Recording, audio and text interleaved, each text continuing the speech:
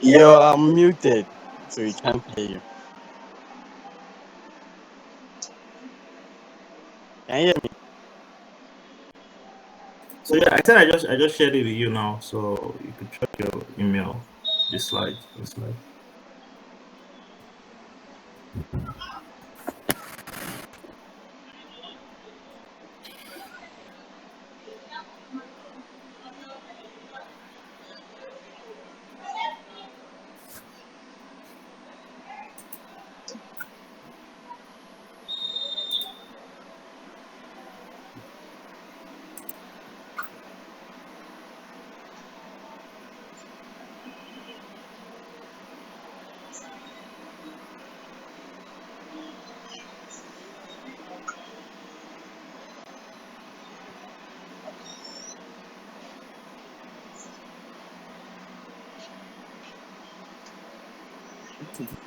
Please share my screen.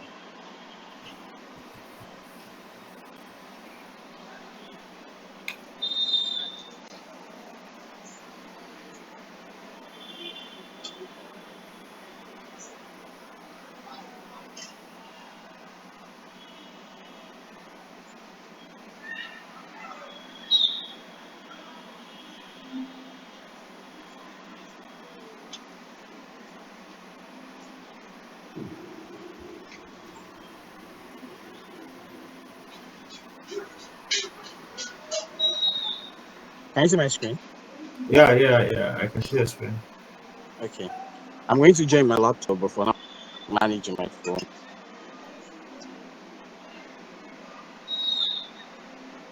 Yeah, the screen from the laptop.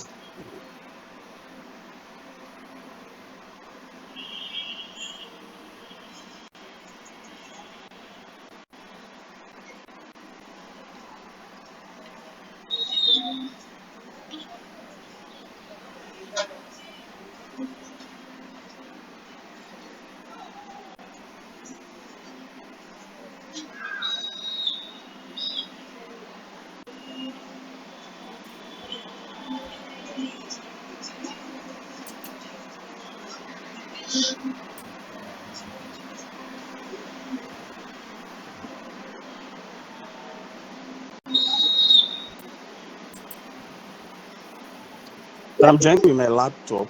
Just give me like 1 minute so I can share on my laptop screen. All right, no problem. That's fine.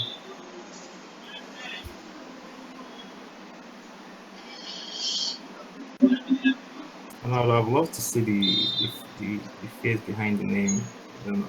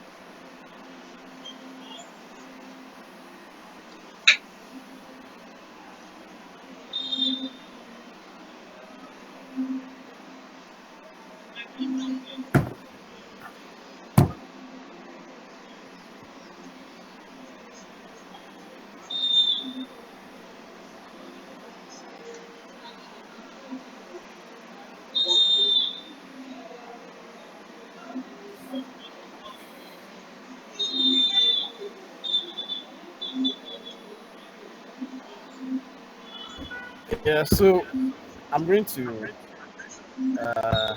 share my screen. I've joined my laptop already. Okay, you know, I want to disconnect one of the devices because it's echoing. So we're going on to the other. I can't hear you. What did you say? I think you might want to. Okay, one of them is muted because your voice is echoing, and I was thinking because you were joined on two different devices. So yeah, Yeah, but I think I'll take one off. Yeah, or you can just mute one and leave the other one.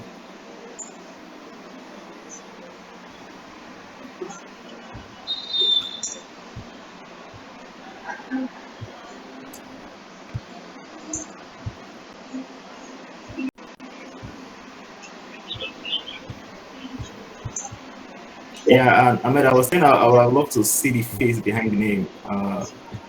Just at least to have more connection with the person I'm talking to. Uh, But it's fine if you cannot like no, no, just like. I'll share my video. It's a little bit dark here. Let me just try and share the screen first, and I'll share my video. No problem.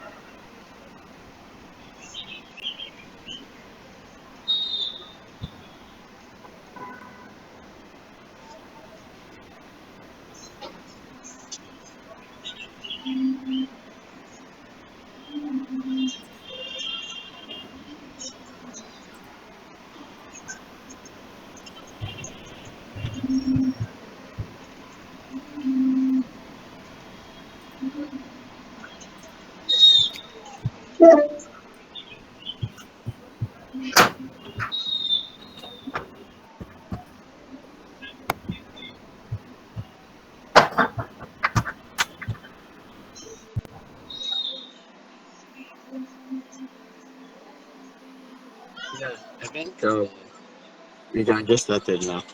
Everyone Yeah, can see my screen. yeah. Please, could you put it on landscape, please?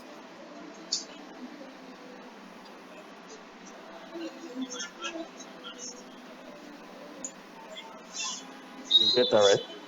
Yeah, yeah, it is. Yeah, I It think you is. can see my face from. Yeah, it's fine. Well, you can turn it off. Like, I just wanted to like see the face So, behind the so name. I'll try to do that. Yeah.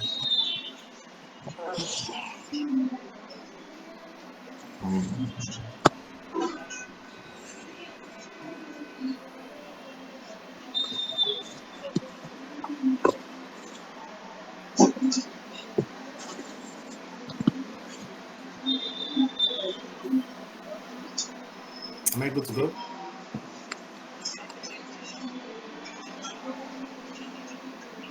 Matt, is everything set? Can I like, proceed with the presentation? Yeah, everything is set. You can get started. Okay. Um, all right. Hello, everyone. Thanks for inviting me to talk to you guys today. Good evening, Nigerian time.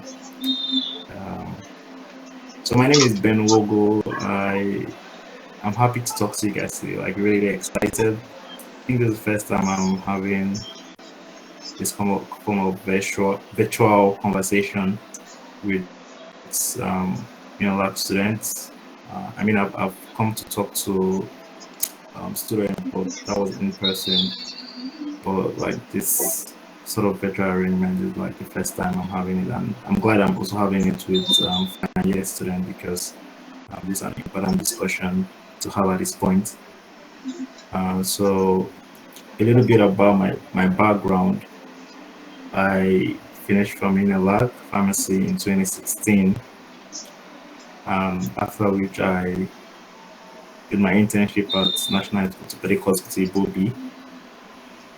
Then after my internship, I went to pursue my master's in public health at the University of Nottingham, where I was sponsored on a full tuition scholarship. I was in the UK for about 18 months. Then I came back to Nigeria.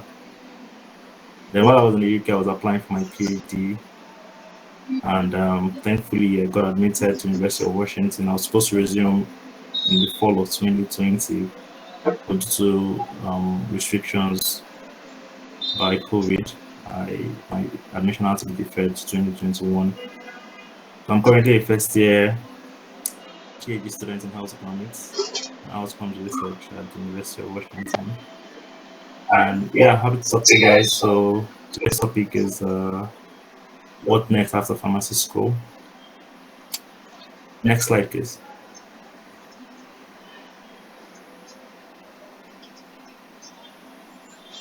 So yeah, first thing I just wanted to let out is that it's completely okay not to have an answer to that question. It's completely fine. Okay.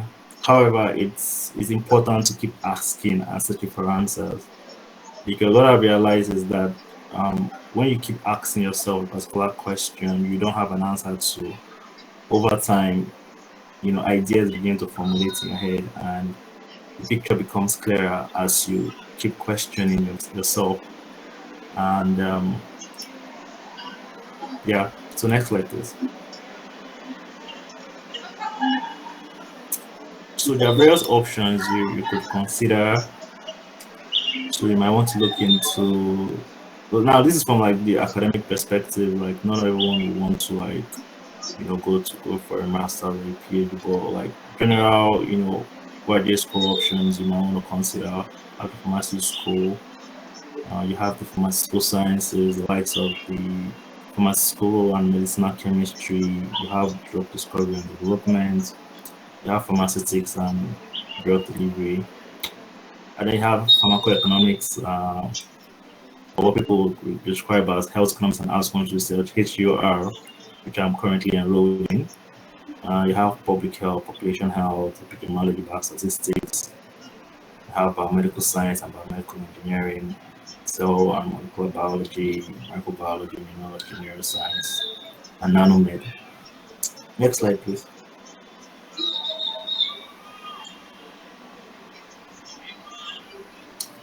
So that what I just presented is not an exhaustive list of graduate programs you can explore.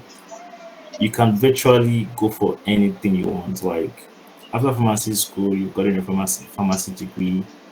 You can pursue an advanced degree in any field of your interest. You might want to go for an MBA, creative writing, data science, or even computer science. Like there are people, you know, their background is in arts or maybe in the health science, and they decide they want to go for a master's in computer science. In fact, the current PhD student in computer science here at UW, a Nigerian, and her first degree was marine science. Yeah, her first degree was in marine science from ULab, and now she's currently enrolled in a PhD program in computer science. Knows that this person does not have a master's. Yeah, but then obviously she has a very robust work experience. She has done a bit of projects in computer programming. I think she wrote a software that that can convert, translate pidgin English to English or something like that. So what I'm just trying to like pick out here from this particular slide is that you don't have to confine yourself to any stereotypes. Whatever piques your interest, other pharmacy school, whether it's pharmacy related or non-pharmacy related, you can always pursue it. And also be guided by the content and structure of the program and not the name or title. So sometimes to like, so for a particular program, yeah, can come under different names in different schools. So for instance, now health economics and outcomes research might not go by that name in other schools. In fact, my program was previously named my school outcomes research and policy. It's only last year that they changed it to health economics and outcome research. But note that the content didn't change, the content remained the same. At the University of Utah, it's called pharmacotherapy. Um, at the University of Maryland, it is called pharmaceutical health service research. So, but it is still the same program, like same basic content that you have for health economics and outcomes research, but it just comes under different names. So when you're looking for a program, or if you have a program of interest, or you know what you want to study, don't just limit yourself to a particular name and say, oh, this is what I want to study. And if I don't see any program that has that name, it means that the program, or there's no program like that. You get, so if you want to look for a program beyond the name, go into the curriculum, check the content, what are the courses contained in the curriculum, and does it match with what you're looking for? That's what you should be interested in, and not just the name of the program, because it could come under the various names. Next slide, please. So this is sort of a non-exhaustive list of some scholarship or funding opportunities that are available. You have the very common ones. You have the Commonwealth Scholarship. You have Shivni. You have Erasmus. You have Mastercard. You have Rhodes Scholarship, which is the most prestigious and oldest scholarship. At least that's what they claim. I think that's true.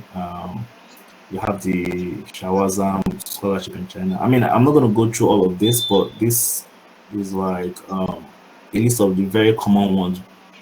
But like I said, it's a non-exhaustive list. So if you don't find a scholarship on this list, doesn't mean that scholarship does not exist. You know, but these are just some of the common scholarships, scholarship opportunities out there that you can explore. Next slide, please. Okay, this is just a snapshot of frequently asked graduate school requirements. So the first you have there is your statement of purpose, or people call your SOP, personal statement, letter of motivation. I mean, it comes out of different things, but essentially an essay, where you demonstrate your interest in the program, why you're a good fit for the program, and how it aligns with your career goals, and why you should be selected as a candidate for the program. And then your academic transcripts. I should emphasize that please, once you're done with school, like once you've written your final exam, you graduated, as soon as you can get your transcript, please and please get it ASAP, as soon as possible. Even if you're not sure when you would need it, please try to get a transcript, because it could be a hassle. Like, you know how the transcript process in Nigeria is very problematic. So you don't want to have a situation whereby your transcript prevents you from applying to a school or to a scholarship opportunity. There are stories of people that have lost opportunities because their transcript was delayed. But please don't wait till when you need it. Like, immediately your transcripts are available, try to get access to it. I heard that there's now a student copy you can access. So just keep that in mind. Your degree certificate as well.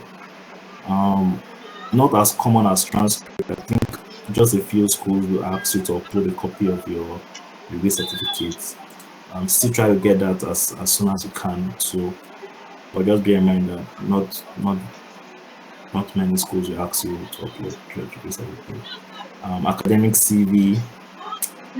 I mean, I could have a whole different section for for graduate school requirements and steps, and go into detail into all of that. But I don't want that to be like the entire focus of this presentation.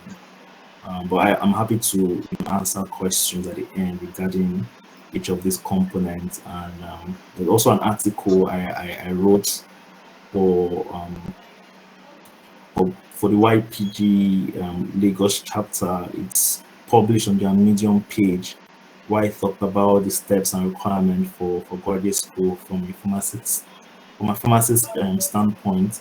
I think I would. Is there a chat option here, so I could just like drop the link, so you guys could like go and read up on it, where I went into detail into each of these components. So yeah, then letter of recommendations, you typically require 2 to 3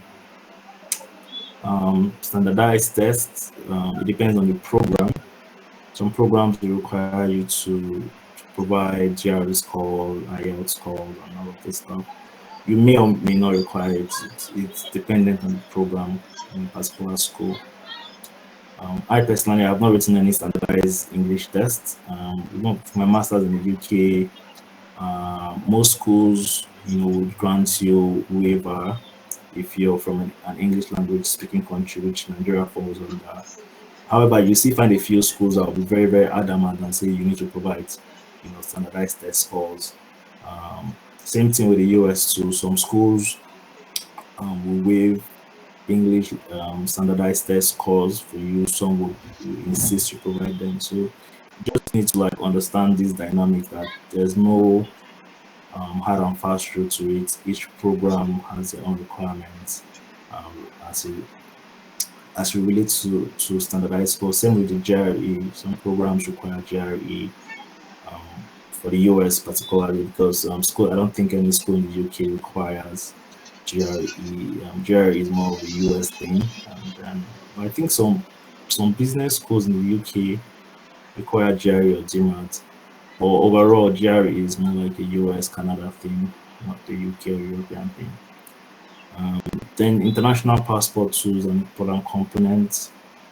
Um, when you're filling out your graduate school applications, um, more often than not, they'll ask you for, passport number.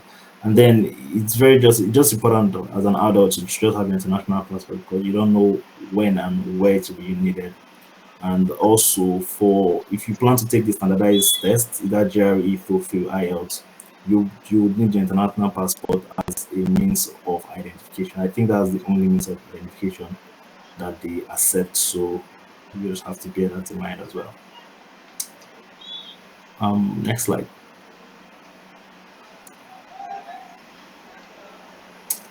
Now, positioning yourself as a pharmacy student. So, what can you do?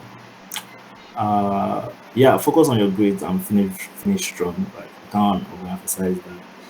I know you guys are in final year, you guys are almost done, and maybe or maybe not there isn't much you can do regarding grade, but if you can, please try to finish as strong as possible with the highest GPA you can achieve. It helps a lot. Try to get involved, volunteer to work with faculty members during holidays. So it's very important because when you contribute in graduate school, one of the things they want to see beyond your academic record is research experience, especially if you're going for a research-based master's or a PhD. So one good way I've highlighted here is to volunteer to work with faculty members. So you might just reach out to a faculty and say, "Oh, are you working on any project? Do you need to assist you with anything?" Just to like have that experience. But you could also volunteer to join some research groups. I don't know if any of you have heard of Global Health Focus, which is being run by Yusuf Adebayo and some other guys. They're doing a really fantastic job. And the good thing about theirs is like it's a virtual thing. Like you don't have to report to any office. So they just meet online, group chat, and just collaborate and write papers. Mostly review papers, obviously, because it's not primary study. But I mean, it's still a very good way to acquire good scientific writing skills, improve your manuscript authorship. And I think they also focus more on like public health, pharmacy practice kind of thing. I think I've collaborated with him on two papers. One has been published, one is currently under review. So those are kind of the things too you might want to look into in terms of getting some research experience and also affording you that flexibility since it's a virtual community where you guys can just meet and discuss research ideas and just delegate different part of the papers for you guys to write. Then what I also have here is to work towards publishing your final year project in an academic journal. I didn't really know the importance of this until I left pharmacy school, and maybe if I had known that if I had planned to publish my work, perhaps I would have done a better job because my research project like it is unpublishable. I just did some very funny things. Even my data were not consistent. I mean, my supervisor even approached me afterwards that oh, we should consider publishing the work. But me, I know what I did. I knew it was, way below publishable standard. I did a lot of. Then I didn't even know what was plagiarism. I was just doing copy and paste from journals without paraphrase and all of those things.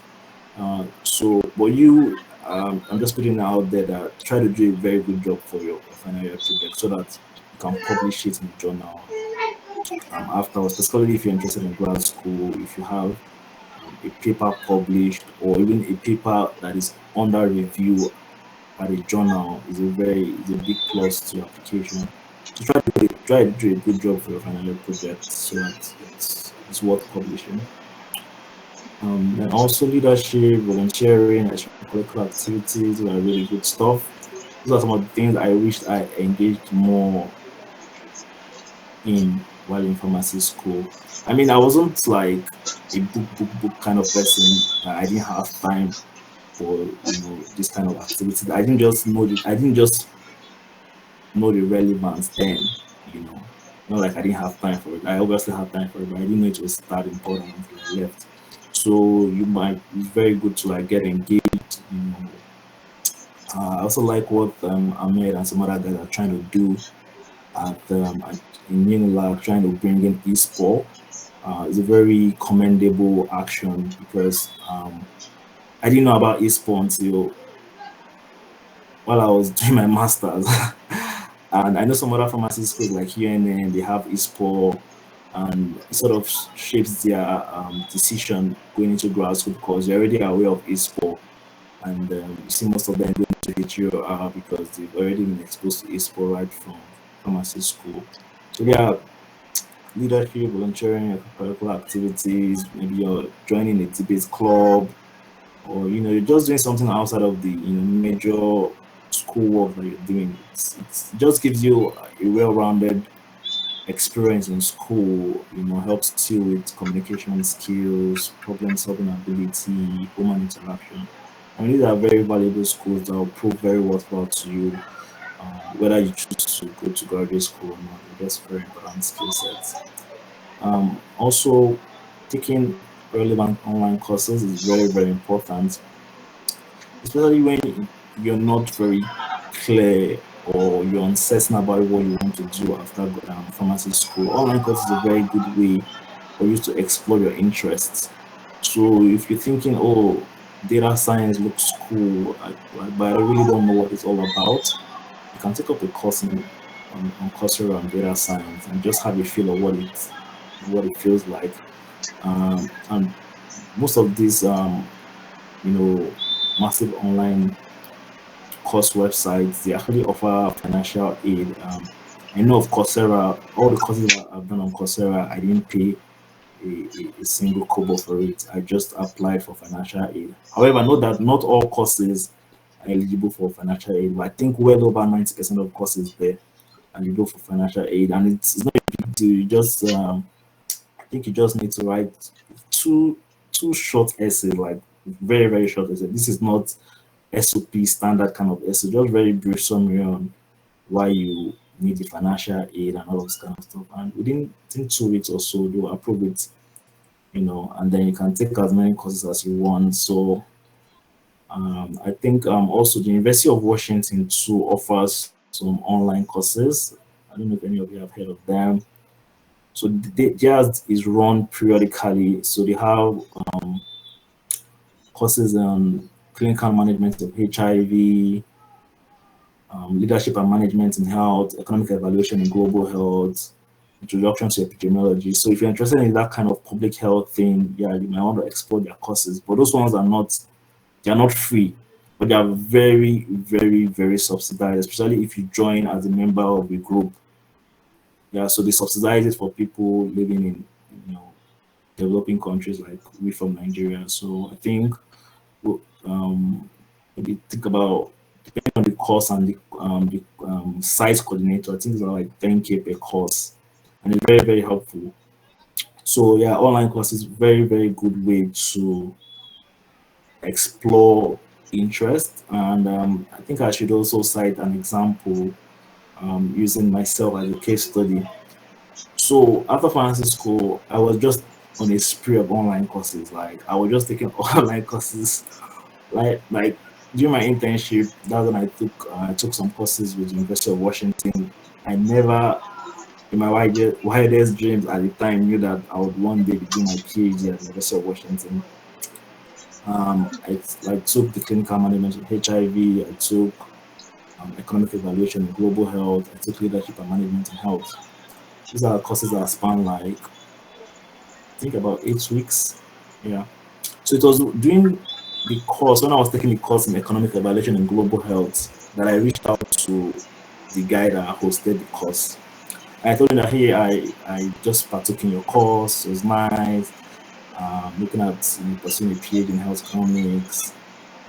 Can you be my supervisor and this kind of stuff. I mean, he wasn't a core faculty for that program. He was just an adjunct because his major faculty where he primarily lectures is in the School of Global Health. But then just by the fact that I took that course, I knew about, kind of sparked my interest in economic evaluation and health economics.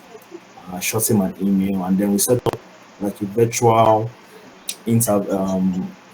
video call where he just sort of counseled me, told me about, gave me the link to this program I'm currently enrolled in. So the health economics and outcomes research program in University of Washington is housed under the School of Pharmacy. So he told me how to, prepare my CV, how to write a good statement of purpose, more like if father some kind of counseling. Just counseled me on how to make a good application. I mean, it all worked out well. So yeah, online courses are very very good way to explore your interest and find out new things that you even didn't know you were interested in. And also try to build rapport with your lecturers.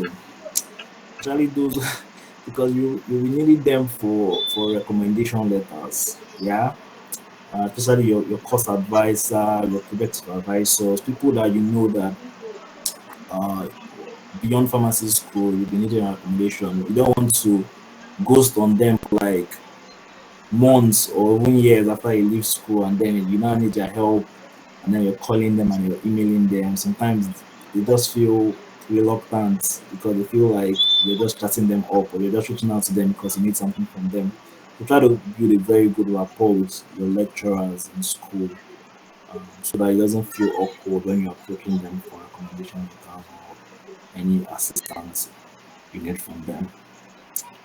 And also try to acquire useful skills. Writing skill is a very very important skill you need both in and out of graduate school. For me, it's like one of the most important life skill out there. Try to improve your writing skills. For academic writing, there are some online courses. I know Coursera offers one via it's offered via Coursera, but it's hosted by Stanford. Yeah. Then there's another one offered by Auto Aid, research writing and stuff like that. That's the one I took. Um, then beyond academic writing, so like you can just learn take courses on writing in general. I know I took another one on Udemy, how to write with flair. It was taught by one ex-editor in one of these top news journals in the US. I can't remember the name. So yeah, just try to like you know improve writing skill, also your data analytical skills. Um, People that want to go and get into grad school, most times they will expect you to have basic knowledge in the use of some statistical packages like R, status, SAS. So yeah, these are things you can, you don't have to be a guru. You don't need to, be a computational wizard in using this statistical software, but at least just be acquainted with them. Online courses is also a great avenue where you can, learn some of these skills, learn basics of R, basic of SAS, and SPSS is a bit redundant, in my own opinion, because nobody really uses SPSS in this day and age. But I mean, if you still wish to use SPSS, yeah, you can. But if I'm gonna advise you in terms of programming language to learn, SPSS wouldn't be on that list. I would say go for R. Stata is paid, so and it's quite expensive. So I would think that you wouldn't have access to Stata, but R is open source. Anybody can have access to R. I think SARS 2 is paid. You need a paid license to access SARS. And also Python is a good one. I think Python 2 is open source. So yeah. Next slide, please. Um, I think I repeated this one. So yeah, student membership, relevant associations, like I mentioned, ISPO. Just to reiterate, good job, Ahmed, in trying to set up an ISPO chapter in UNILAG. But beyond even the student chapter, you can register as a student member at the global level. So you can just go to the website, and they actually offer discounts to students. I think for the first 2 years, not even discounts, fee waivers. Because I'm currently on a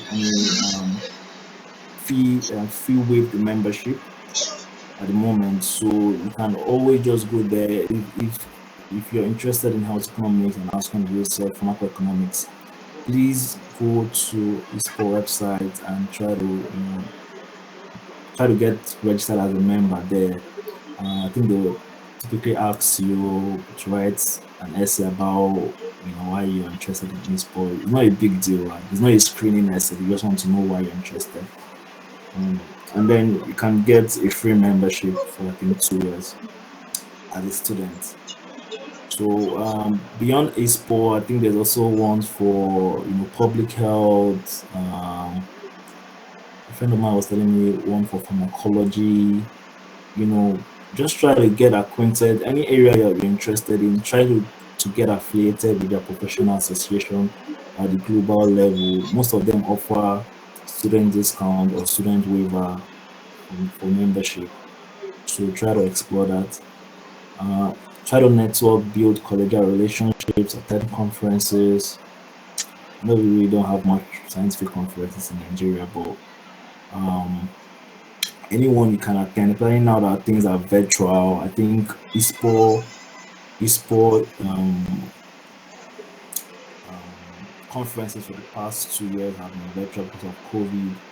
So it's also a great way for you to build collegial relationships and meet people.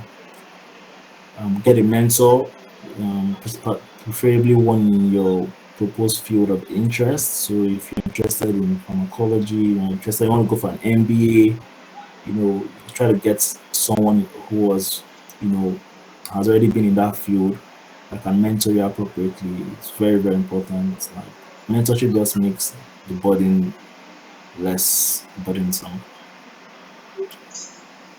Then also join a community of like-minded individuals pursuing the same goal. So if you have a goal in mind, try to associate with people that are also pursuing the same thing. If you're interested in graduate school, you want to form alliances with other people also pursuing graduate school. If you want to learn a skill, you might be also helpful to find a community of people who are learning that particular skill too, to serve as a motivation, support, and just sort of being a community of like-minded individuals sort of drives you on and keeps your interests ignited. Yeah, next slide. Yeah, so I guess that's my last slide. Thank you very much. I tried to cover some of the questions Ahmed sent to me via email in the slides, but I'll just try to run through some of them which I think I haven't covered. So the first question here is, how easy was it to decide on the path you wanted to take, and what led to the decision? Oh, so like I said, I wasn't really sure what I wanted to do after pharmacy school. But like I said, when you keep asking the right questions, keep asking yourself, keep thinking about it, answers begin to take form. So in my case, I knew what I didn't want. So that's another way to get to what you want. knowing what you don't want. So after pharmacy school, I started exploring my interest. Okay, I wanted to pursue a graduate, program, a graduate degree, and I started thinking, okay, what will I pursue? What program would I enroll for? And I knew that pharmacy related courses were not really appealing to me, like pharmaceutical chemistry, pharmacology. They were not just my kind of thing I wanted to do in graduate school. And truthfully, choosing public health too was like it was a rave of the moment at the time. And I think it's still there's this buzz about public health. Everyone wants to get an MPH. Everyone wants to live soft life, NGO work, FHI, AP. That kind of things also got me, attracted to public health. You know, collecting good money. I mean, that was one of the major drivers then. I'm like, okay, since you don't want to do, conventional pharmacy, farm chem, all this kind of thing, and you still want to stay in the health line. So MPH was a very, very attractive option for me then, coupled with the perks associated with it. So yeah, that's what prompted me apply for public health, got in. But now my interest is like, I mean, I'm still sort of in public health space, but that kind of vibe I was getting before I applied is not the kind of vibe I'm having now. You get, in fact, when I got into the program at Nottingham, I'm like, okay, I'm a public health program, but what next? So essentially, I realized that public health was not like going to be the defining moment of my career. I mean, it's good, it was a platform, but then I started to develop other interests outside of public health. I also realized that public health was not the only degree that I needed to take me to where I was going to. So what I'm trying to drive here is that sometimes it's okay not to know what to do, and it's okay to take a step or an action that you're not so sure of, but at that point in time, it seems like the best option for you because at the end of the day, you want to avoid what they call analysis paralysis, where you're trying to figure out everything like, oh, I want to make sure that I'm sure that this is what I want if I want to pursue a master's in it or I want to, learn it. But what I realize is that as you try new stuffs, even things you're not so sure of, it begins to open your mind to other opportunities because you can only see opportunities when you're in motion. If you're static and in one place, you can't see opportunities. But as long as you're moving, kind of like, oh, because if I didn't do my master in public health, I probably would have still been living in that bubble that, oh, public health is all I need in this life to blow. Or like I got the public and I'm like, okay, there's more to what I want to do beyond public health. I started developing interest in like stuff like management consulting. So when I even came back to Nigeria, I didn't really apply for public health job. I was applying to jobs in McKinsey, BCG. I wanted to get some business management consulting kind of roles. So yeah, just feel free to explore your interest. Um, and also, it was also during my master's program too. I did a course in health economics. In one of the modules we refer to health economics. That sort of also reinforced my interest in health economics. My master's dissertation was focused on health economics. I did a systematic review on the cost effectiveness of meningitis B vaccines. So you can see how like my interests were like evolving over time from public health to sort of health economics to management to a lot of back and forth. And I'm even till now my interest continues to evolve. In fact, I just recently applied for an internship in business development. Yeah. So yeah, but this is just my own personal experience. Like my interest continues to evolve. So I wouldn't say I had everything figured out. I still do not have everything figured out. But what I know for sure is that if I do not take a step, if I do not take action in the midst of uncertainty, my uncertainty and cluelessness will have been worse than it is now. So always take action, even if you're not certain. Always move, always be in motion. That's why I always tell people, always be in motion. Um, Second question I have here is, why should anyone consider postgraduate school, especially PhD, and why is it important? Graduate school is a personal decision. Actually, not everyone needs to go to graduate school. It's not a yardstick for success. Doesn't mean if you don't go to graduate school, you'll not be successful. You know, but you as an individual, you need to know, what do I want to do? Like, what are my long term goals, and how do I need to get there?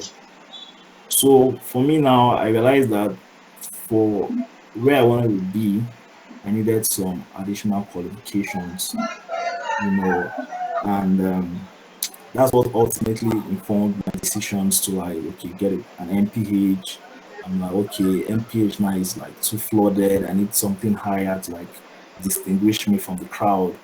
Okay, let me get a PhD in health economics, also, get some expertise in business and, economics and healthcare, sort of marry them together and sort of having a unique blend of experiences. So it depends on what you want, and if graduate school will be a vehicle for you to get to that destination. So it is not a prerequisite for success. Um, but for majority of people, especially people who are, interested in, advancing from an academic standpoint, they'll probably see a graduate degree or graduate school as an attractive option. Um, so yeah, if you should go for it if it aligns with your long-term goals. Some people, they just do it because, I mean, they just want to have an enriching experience. I'll have a different experience schooling abroad, which is also a valid reason. You want to like hire in quotes, higher quality of education outside of Nigeria. Still a valid point. Third question: is there any relevance to having a first class in pharmacy school, and has it benefited you in any way? Definitely, it doesn't hurt to have a first class. That's what I would always say. It gives you a broader range of opportunities. Yeah, but then for graduate school, it is not required. Let me put it that way. It's not required that you have a first class. Yes, it makes you more competitive, but it is not an express ticket to landing scholarships. In fact, I received a lot, I've received a lot of rejections even with my first class. For my masters, I applied to Commonwealth, I got rejected. Even for my PhD, I applied to 7 schools, I got 5 rejections to acceptance. And that doesn't mean that someone who had a second class upper, or not the first class, would probably have a worse experience. It's possible that the person who had a better experience than me, you get. And that's because the graduate school review process is a very holistic one. They don't just look at your academic record, they look at your SOP, look at your recommendation letters, look at your CV, your research experience. A whole lot of things go into the mix for graduate school. However, it doesn't hurt to have a first class. It can never be a minus, it will always be a plus. That's what I would say. But if you don't have a first class, it shouldn't be a limiting factor. I have friends who graduated with a second class, currently enrolled in PhD programs, and I mean direct PhD, because some people also have this misconception that in the US, that direct PhD is only for first class people. That is incorrect. I have a couple of friends, like, it's not even a couple, like, okay, people I know personally, a couple, people I don't know personally, but I just maybe heard of them, I just saw on their profile or whatever. Countless people without first class that have gotten direct PhD into the US. So yeah, please, if you can get a first class, please try to get it. If you cannot, don't limit yourself to, don't relegate yourself and say, oh, because I don't have a first class, there's nothing I can do, which, applying for graduate school, I'm not competitive. No. Um, I guess talking about the question, has it benefited me? Yeah, it has benefited me. I think it made me more competitive for applications. Um, yeah, but when they make decisions, they wouldn't really tell you that, oh, we admitted you because we had a first class, or we admitted because it's a holistic process. So you can only speculate that okay, I think my first class sort of helps me to another thing, but you can't really point out that okay, this is exactly what's granted me this opportunity. A to Z of graduate school application processing in UK and US, and that was a whole lot. Like I said, I wrote an article about graduate school application opportunities. Um, I'll share the link shortly, maybe after I'm done with the questions. I'll share the link where you can read about it. But I think I sort of touched on some of them during my presentation in terms of requirements, SOP, CV, recommendation letters. Yeah, those are like requirements for graduate school, regardless of the country you're applying to.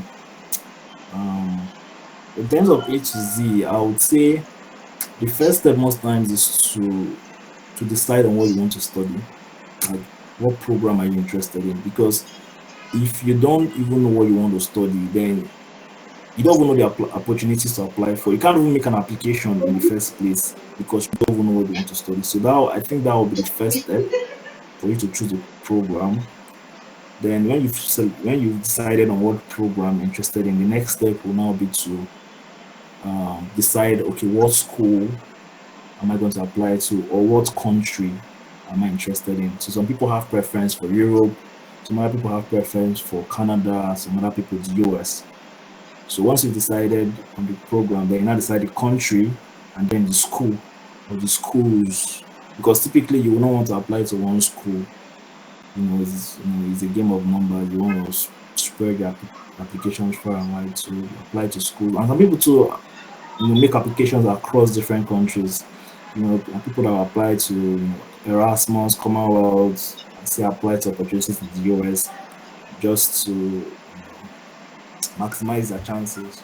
So I mean, but one of the important considerations when you're checking for schools, applying to schools, you want to check for funding because very very important because majority of us can't support ourselves financially in terms of cost of attendance and living costs in whatever country you're in. So yeah, you just want to make sure that whatever program you're applying for, there's information on funding, if it's Commonwealth, Erasmus, those ones are well structured. Okay, these are scholarship opportunities you can explore.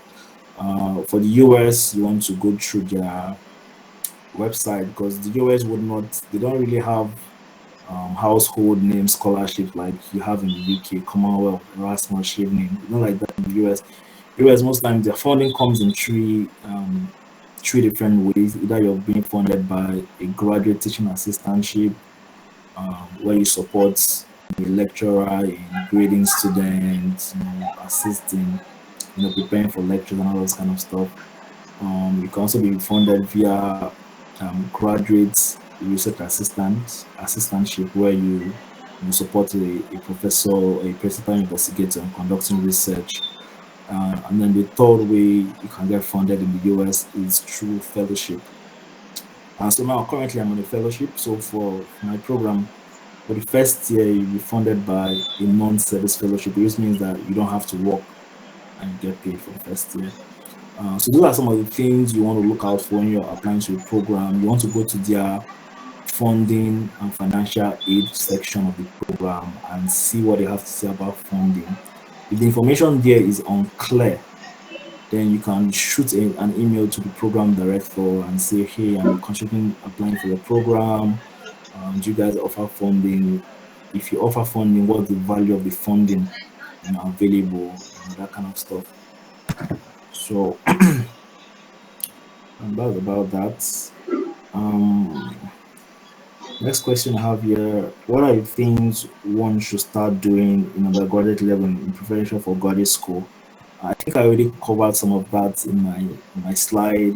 Finishing strong with a good grade, networking, building a good relationship with the lecturers, taking online courses,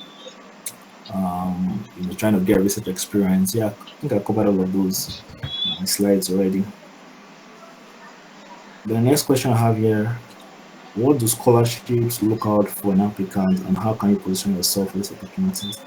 I think that's sort of related to the previous question. Like I said, I've already covered much of that in my previous slide and in some of the things I said previously. What opportunities are available in health economics, especially in Nigeria and Africa? Well, in Nigeria and Africa, health economics is still gaining traction. It's still not well established in terms of data and also in terms of health economics research. Our output is still very, very low compared to the rest of the world. In fact, me and some colleagues wrote a paper, a commentary paper on health economics in Africa, where we explored the challenges, prospects, and recommendations, and we realized that there's a paucity or scarcity of health economics research going on in Africa. But then I was beginning to see like glimpse of hope here and there. I think there's this Center for Health Economics Research or something like that. I can't remember the specific name. But it's located in Abuja. So I think they do some very good, impressive work in health economics research there. I think that's the only, health economics centric research institute I can think of in Nigeria. It's still a very budding research area. Even in the US, it's still, they're way ahead of us, but it's still sort of nonsense field, particularly in the pharma industry, because health economics is quite broad. There's health economics of hospital, health economics of insurance, health economics of managed care, private insurance. It's a very, very broad area. But when it comes to economics of pharmaceuticals, which is where I'm more interested in, because the program is more focused on health economics from a pharmaceutical standpoint. So yeah, it's still also an evolving field here, even in the US. I think some 20, 30 years ago, there was nothing like health economics in pharma. People didn't really know about it. So in Nigeria and Africa, we're still like, way behind, but there's still flashes of hope here and there in what we can do in that regard.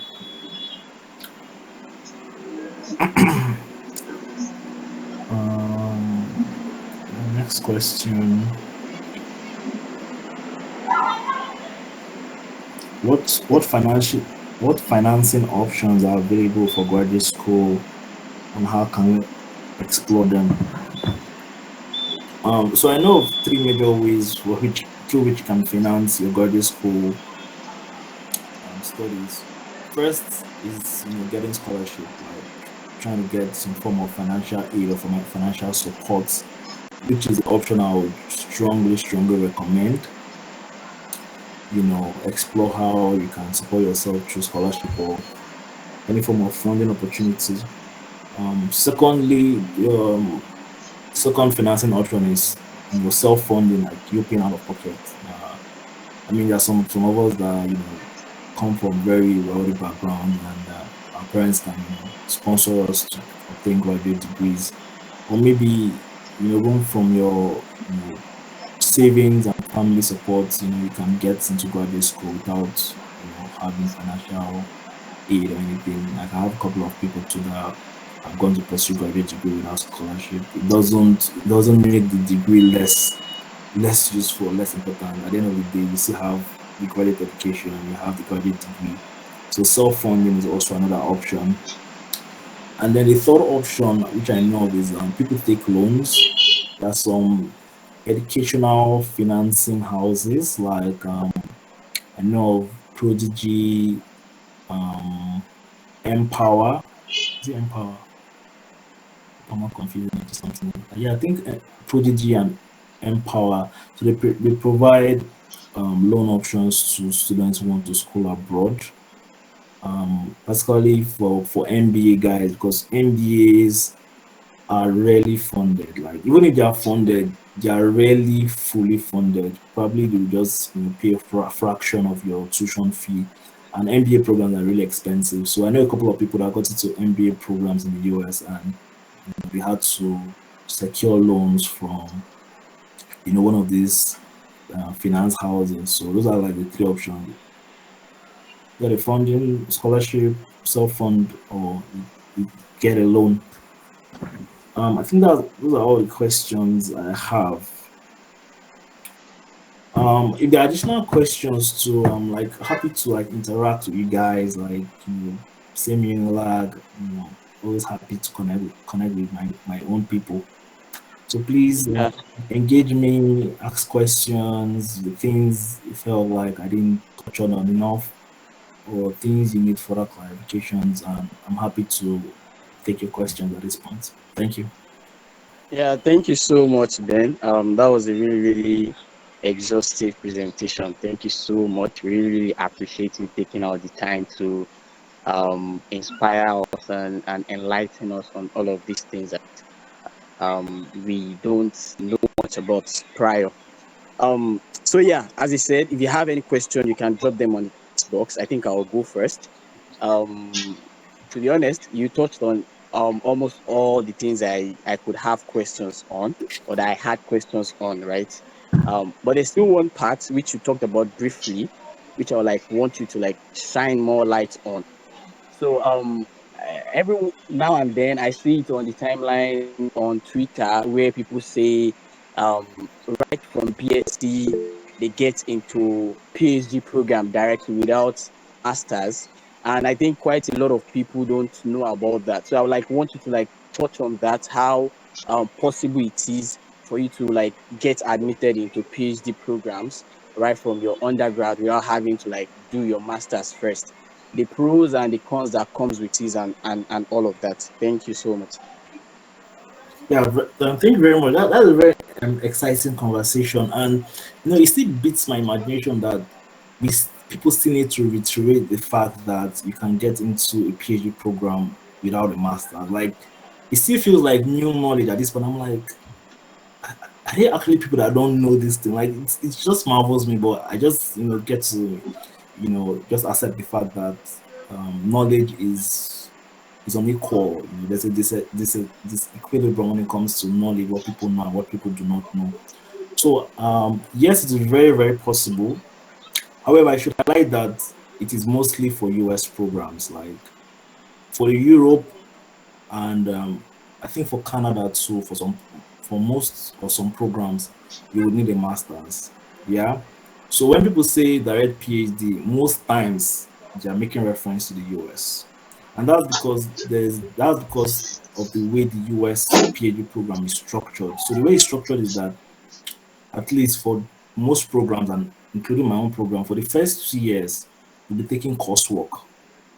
You get coursework for you to understand, the theoretical basis of what you'll be doing. So for my own program in particular, is heavily coursework intensive. So I have to take like I think 122 credits of just coursework. This is not even my dissertation or my research.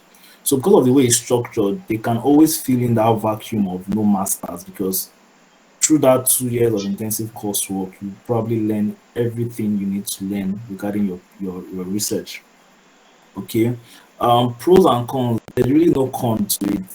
Highest thing, they'll reject you. They'll tell you that you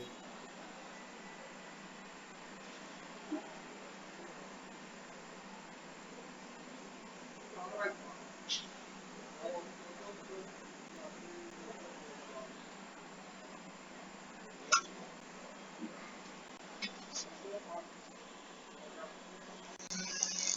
Lowest thing, for my program here at University of Washington, they have a preference for people to have masters. I think I have to put that out there.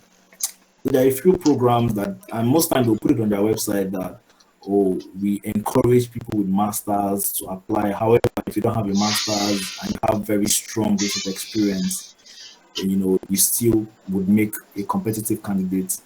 Um, yeah, that's my program, because even looking at the trajectory, um, everybody I can think of in my program has at least a second degree. When I mean second degree, I mean either a master's or a PharmD. You know, PharmD in the US is a second degree.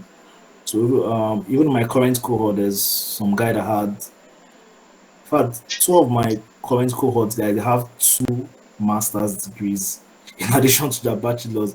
But that's just for my program. You know, they have a bias for masters. However, for many other programs in the US, you can get a direct PhD. And even for my program, it's not as if you would have a master, you have zero chance. It just means that, it just implies that you'll be competing with more um you'll be competing with people that have masters, and the school just have a preference for people that have masters. I don't know why they have it, but I have friends. I have a friend in Utah who got into the PhD program in health economics there. He doesn't have a master's. I have another friend at the University of Tennessee, no masters. So yeah, it's some program have this implicit bias for people that have masters, but generally, especially for the STEM programs in the US, you don't need a masters. You don't need a masters. But in Europe is a different ball game. They like masters. Uh, there are a few cases of people in Europe, UK, Germany that got into direct PhD program, but it's not as prevalent as the US. Yeah, I hope I answered that question well. Yeah, thank you so much. Someone said they have question. Jeremiah Thibault, do you want to unmute your mic and ask a question? Okay, yes, please. Can I go on? Yeah, yeah, go ahead, go ahead. All right. Thank you very much, sir, for the enlightening presentation. So my question is regarding building data analytical skills you talked about. So I really want to know, can you like tell us more on the opportunities, or let me call it the areas or sectors in pharmacy industry where there is a merge between data analysis and pharmacy? Okay. I'll try to answer that question the best way I can. So data analysis cuts across all disciplines. Anywhere you need to manage data, you need data analytical skills. Whether you're in pharma, you're in tech, you're in legal, you're in bizard, like it's a useful skill that cuts across different fields. So from the pharma sector, it depends on where you want to work in the pharma industry. There's a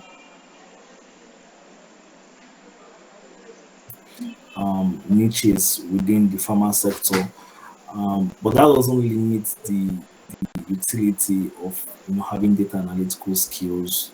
It cuts across various areas, and data analysis is not, we always make it seem like it's like one big thing. Even Excel is like one of the most basic data analytical tools out there. Most of most of the older guys, even in HUR, what they use is Excel. They don't even use R or all of this stuff. So even Excel is a data analytical tool. Being efficient in managing, organizing data, presenting data in a way that is visually appealing, and all of those things. So for me, I don't think it's a skill that is limited to a particular field. It finds application in every field that you can think of. Yeah. Yeah, thank you for that. There's another question from here. The person asks that, what advice or insight would you give to students aspiring to make a difference in the industrial pharmacy scene in Africa? So basically, just like asking for the opportunities that are in the pharma industry in Africa currently. Okay, for pharma industry in Africa, a lot of work is being done. I think in terms of even local production, there's been an increase in local production rates. And what I would advise is for you to like connect with people in the industry. I know there's this guy on LinkedIn that has been doing some very fantastic work in terms of research and also on-site engagement in the pharma industry. What's his name? Melody Okiri. Um, yeah, Melody. Yeah, Melody Okiriki. Yeah, he's doing a very fantastic job. Like he writes papers about pharma. He's interested in pharma. So those are one of the people you want to connect with. I really don't have much insight about pharma industry in Africa. I've never worked like even during my internship. I never had the opportunity to even work in pharma like in Africa. So I really don't have much insight into that. But I know it's an evolving field. Some exciting work going on there. Try to connect with people there, and yeah, future looks bright. Yeah. Does any other person have any question? If you have question, or you can unmute your mic and ask before I ask my last question. Please, guys, should engage me. I'm happy to talk to you guys. Feel I free don't to know why talk. they are shy. And just so I saw refer to me as just refer to me as Ben. I feel more comfortable. Yeah, So I have a question. go on, gift. All right. So thank you very much, Ben, for the session. We appreciate your time. So getting a second degree, right, this year, at least it takes some number of years. For example, getting a PhD, we require close to 4 years, right? So I'm curious, right? I get opportunities to gather work experience during the process of like getting a second degree. So here's the scenario, right? Even for undergraduates, it's expected that employers expect us to have some level of experience with our skills, and before they can apply or before they can employ us, even for an entry level. So for someone straight out of university and person jumps right in for a master's or a PhD directly, what are the prospects like for such a person?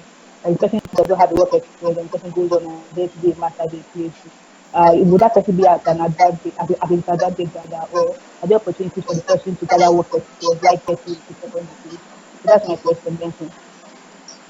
So you're asking, can someone get work experience while undertaking the graduate degree? I'm just trying to Yes, understand the exactly. Especially for someone that jumps right into the master's or PhD after the second degree. so it depends on like so when you're in a graduate program, yeah, there's especially if you're doing it abroad, you have limited work flexibility in terms of number of hours you can work per week. But let me start with addressing the first part of the question. So what are like the chances or what are the prospects of getting into a graduate program immediately after school? So it's sort of two-sided. So yes, fresh out of school, you wouldn't have like much experience. I mean, when I applied for my masters, I only had internship experience. Yeah. But the thing is that every experience counts. It's always good to like okay, want your application to be rich. Want to have 1 million publication and all those things. But then to this review also sometimes they also consider when you left school. So someone that just left school now, the expectations wouldn't be the same as another applicant that has left school for like 3 4 years. Okay. So for me, I would say when you feel like you're confident enough that you want to make an application, just go ahead and do it. So when I applied then for my master, I was like, let me just see how it goes. Let me apply. So there even some schools that are like, oh, you need 2 years experience in the public health space to get admission. But I had just internship and I applied and I got admitted. So some of times those things are not like they're not rigid, they're not cast in stone. You get there are cases of people that have gotten into PhD programs like directly after their undergrad. Even here in the US, like you see undergrads that they are finishing 2016, they are getting into PhD program in that same 2016. So it's very, very possible that you get into graduate school immediately after your BPHARM or your undergraduate studies. However, I'm not trying to downplay the fact that experience is not important. It's still very important. But even with the little experience you have, you can can project it in a way that will still make you competitive. You don't have to have all the experiences before you decide to apply. And then I think it's also more of like a judgment call, like a personal decision. Some people will be like, okay, I don't think I'm prepared enough. I don't think I have enough experience, and that is fine. If based on your own assessment, you feel like you're not up to that level, you can say that okay, let me take 1 year to boost my profile, get some research experience, or you can just be like, okay, I think what I have is decent enough for me to give it a shot, and then even if I don't succeed this year, I will learn from the experience and improve my application after afterwards. So yeah, it's just judgment call where you present your application and just learning from the experience. And then for the later part of the question, in terms of getting experience while in the graduate program, when you're schooling abroad, you typically have 20 hours per week work restriction. So you can't like work as you would want to.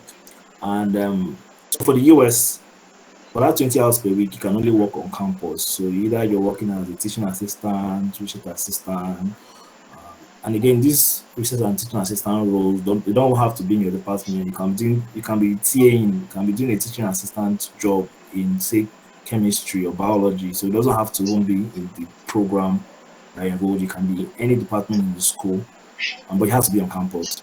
With the UK, it's a bit more flexible. You can work outside of school. You can do like care job, support work, but then you still have that 20-hour work restriction. However, if you're on holiday, like maybe after a semester, after maybe summer break, then you can work outside of campus. So for the US now, you can apply for internships. So me, I'm currently applying for internships for summer. So if you're working during internship, you can work full time, that's 40 hours per week. Same thing in the UK too. If you're on holidays, you can work extended hours. But if you're in section, school section, you're only limited to 20 hours per week. I hope that answers the question. Yes, it does. Thank you very much.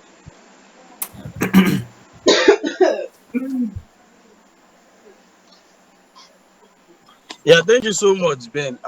So just like a follow-up question to that, so this work limitation, does it also apply to if you're like building your own thing? Maybe let's say you have like a side thing you're building. Hi, good evening. Does it like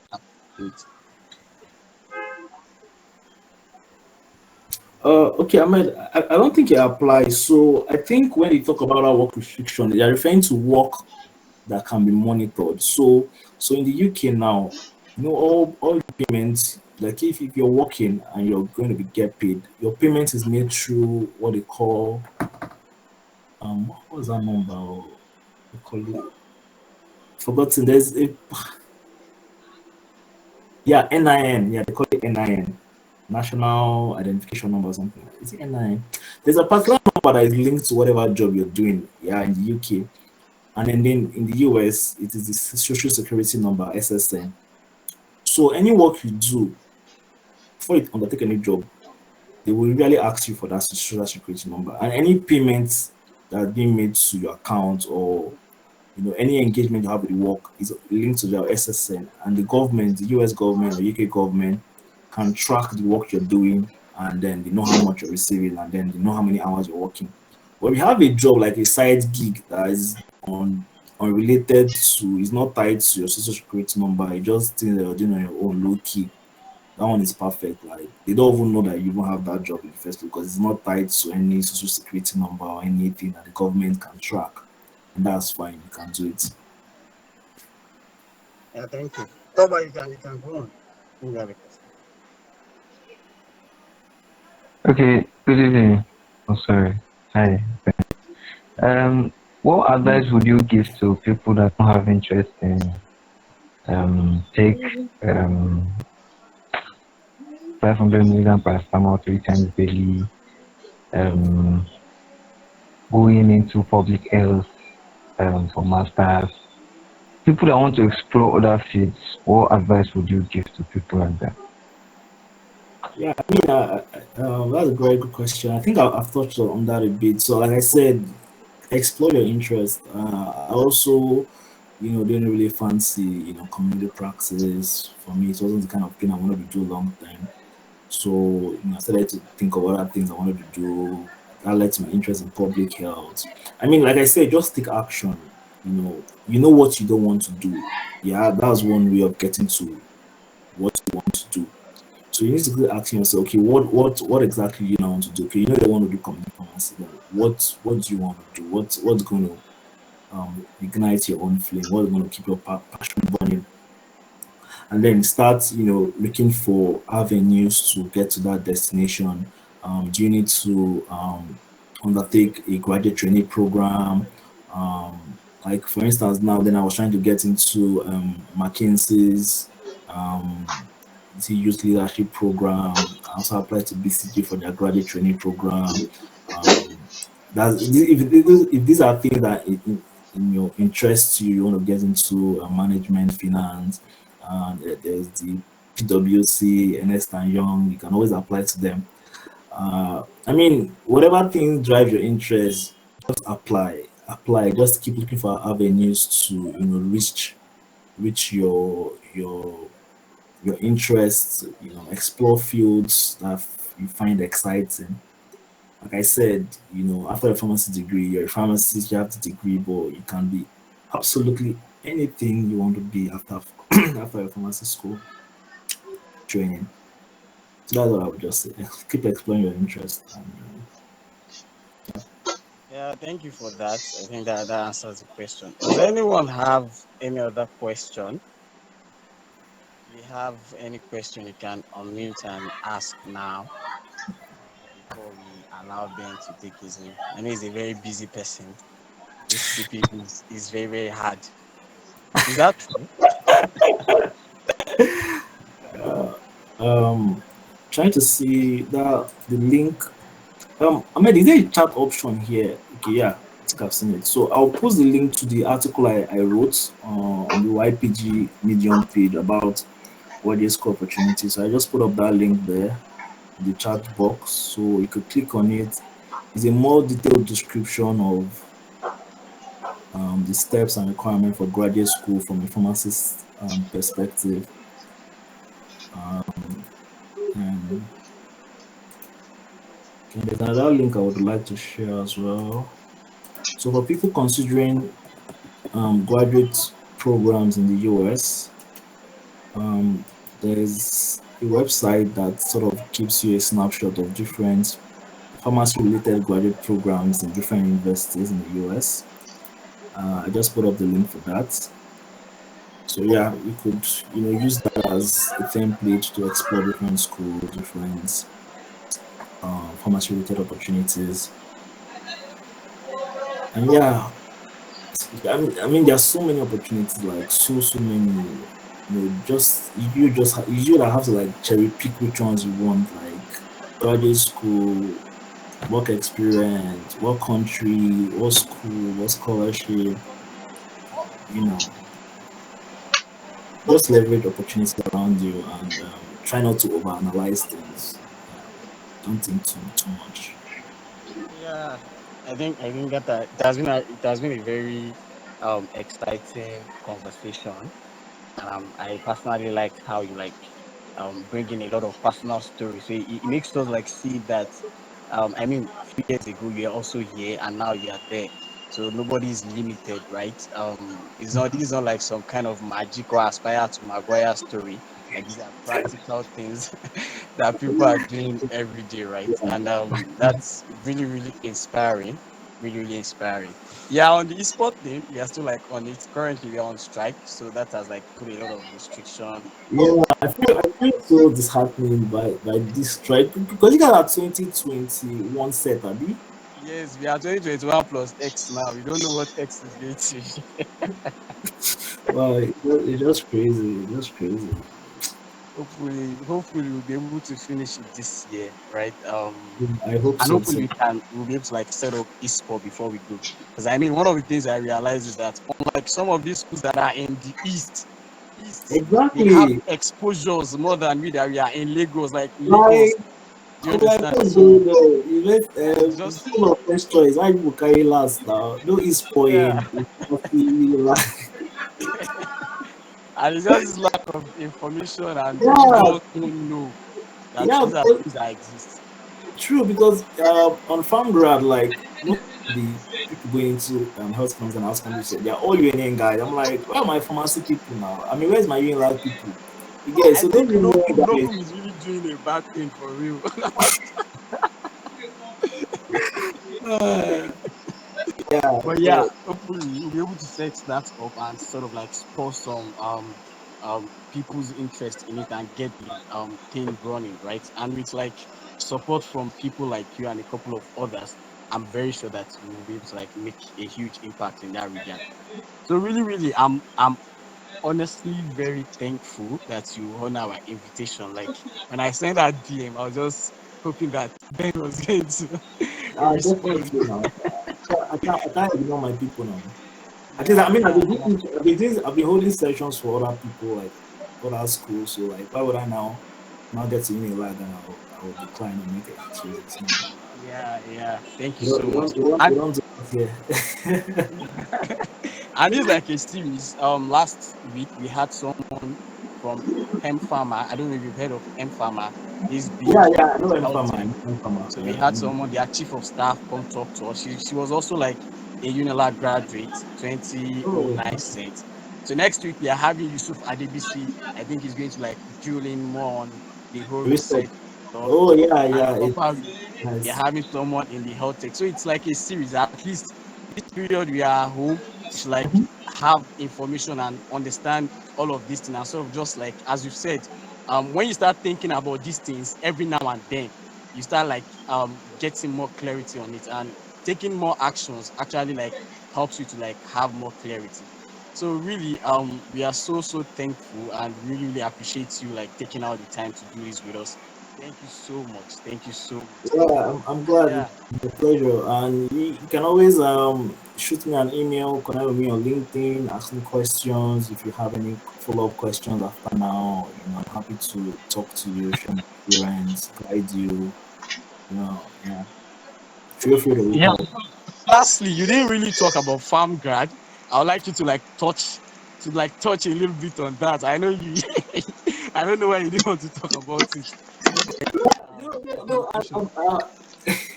Obviously, I actually even included farm grad in my bio, so it's out there. So yeah, in 2019, me and a couple of my colleagues, you know, interestingly, they're also like they're my classmates in pharmacy school then, Raji, Nuru, Deolu, just like, oh, we found out that a lot of people, trying to get into grad school, but, they don't have clarity, they don't know how to go about it. And then we too, we had been on other like graduate school groups, more like cross this multidisciplinary groups where people are just like trying to get information about grad school.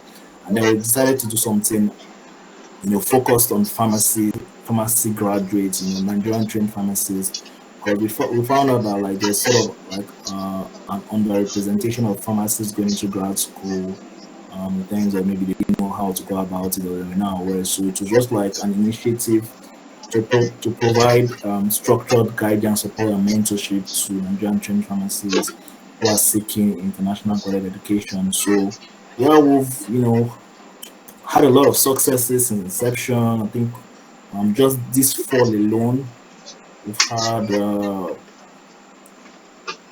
more than 12 people gotten into graduate programs, at global universities, US, Erasmus. So what we do essentially, we share information about different graduate school opportunities. We host webinars like this, where we talk about different aspects of graduate school application, from writing SOPs to preparing for standardized tests to sending cold emails, right, and all this kind of stuff. So yeah, we had a couple of webinar series sometime last year, which we archived in a Google Drive. Right now, so we operate via WhatsApp. We have a WhatsApp group. At the moment, the WhatsApp group is full to capacity. We did a lot. We did a sort of screen. So we sort of try to gain interest of current members. One of sort of people who were still interested in the group. So sort of did a bit of the clustering in the group. Um, a lot of admin. People want to come back to the group. People want to leave. So yeah, sort of technical issues going on in the group now in terms of membership. But yeah, it's for pharmacy grads, recent pharmacy graduates, looking to get into graduate school. And yeah, that's pretty much what we're doing for grad. No big deal about it. Yeah. That's absolutely awesome. I think that's one of the things that actually some of the reasons why you guys started that was one of the things that actually spurred this program. Because I also realized that I think that was like during COVID in 2020 that I get to see like a lot of people talk about getting admitted into graduate school on LinkedIn, on Twitter.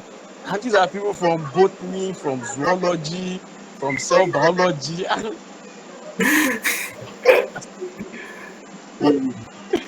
Like what's really going on, and even like in our faculty, like people that are even doing their graduate school in Nigeria here, most of the people you see come back and do graduate postgraduate education, they are not like, you don't see like pharmacy people. They are more like people like chemistry, they'll come and do in pharmaceutical chemistry. People in botany will come to pharmacognosy, and you don't see a lot of people in clinical pharmacy. You don't see a lot of people in pharmaceutics, unlike the PCH and the PCG. So I was like, what will actually like be the reason for this? And one of those things is actually that people don't have access to those informations early enough, right? Which was one of the reasons why we said, okay, let's just create this platform where we can like bring in people that have this information to come share it to us for free. And yeah, the video is recorded, and we are sort of like we'll be putting it on our class YouTube channel, and also like sharing the links for people that couldn't jump on the course, so you can like have access to it and watch what we have done. So yeah, I guess no one have any other questions, so we don't just keep you. I mean, this is over like an hour 30 minutes. I'll say like call it a day. Yeah. So yeah, we are really Yeah. really thank you so much. We really appreciate you coming on the call. Thank you so much. Thank you for having me. Nice to share my experience with you guys. And like I mentioned, feel free to reach out to me if you have follow-up questions, and I'll be happy to engage. Yeah. So lastly, some people are asking that the slide, can I share it with them? Is it possible to share? Definitely, sure, you can. Okay, so I'll share the slides with them. And I'll have a lovely weekend. All right, you guys. So have enjoy the rest of your weekend and have a great day. Yeah, thank you. Bye. Bye bye.